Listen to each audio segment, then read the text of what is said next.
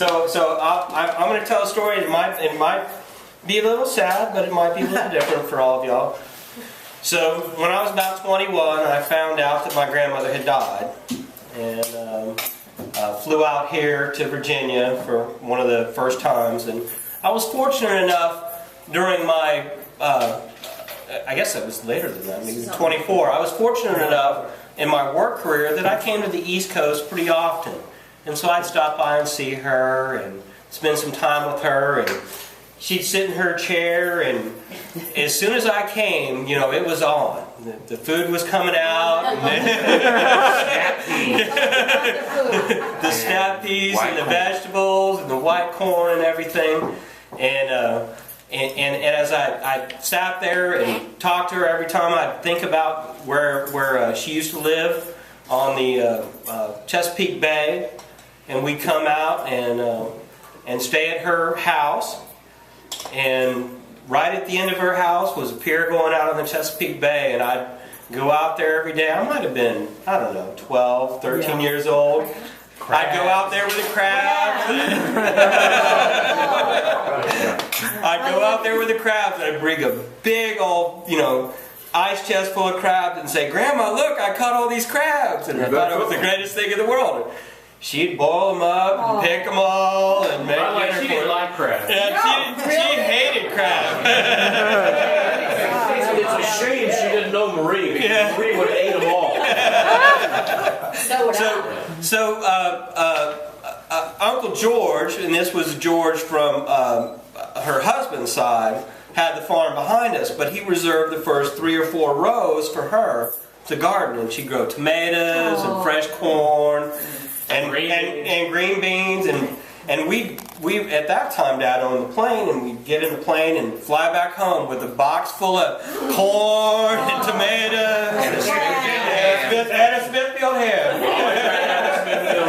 Yeah, Smithfield ham. So I'll kind of go back to that, and and it's one of the fondest memories I have in my life. And all the boys had flown in, and we're sitting on her porch, and my father's there and telling all the old stories about Virginia and what happened in those days. And you just don't hear stuff like that when you're growing up, and the good and the bad. Oh yeah. And she was a wonderful woman, and obviously married to Alan Perkins Johnson II.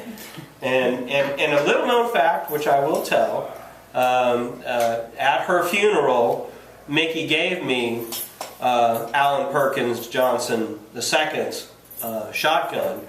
And at least as I understand it, the story was that was the one he went after A.B. Tuck with. And he was arrested by the police and held until they could find A.B. so he didn't kill him. So I didn't know that. So I still have that gun, and my intent, at least right now, is to take that gun and put it in a shadow box and put all this history on the back of it, so that everybody knows. In addition, the bed from Sunnyside is in my house, and it's used on a regular basis. It's in the guest room. My parents have slept in it in California. Courtney and I have slept in it. Courtney and Patrick have slept in it. I've slept in it. And so the sleigh bed from Sunnyside is still in my house. That was going to us. Oh! Do you remember that? Yeah. Too sad. I didn't. That's grandma. No, seriously. Oh, that's good. Seriously. I looked at all the crap in our house and said, "Where are you going to put this stuff?" Seriously, we were living in Detroit, and we had this little teeny house. We had no place to put it. But Ray called us and said, "Here it is." And I said, "I'd love to have it, but we had no." What? Yeah, but I can't. Thank you. You can come stay in my house. It was his bed for his whole whenever he was in our I slept on it, and Mom and Dad came and stayed in my house in California one time, and Dad said, I slept so well on that bed, and he said I could just hear Gammy saying, "Go to sleep, little Allie." All right, so I started off. So if someone else would like to tell the story, we'd love to hear it.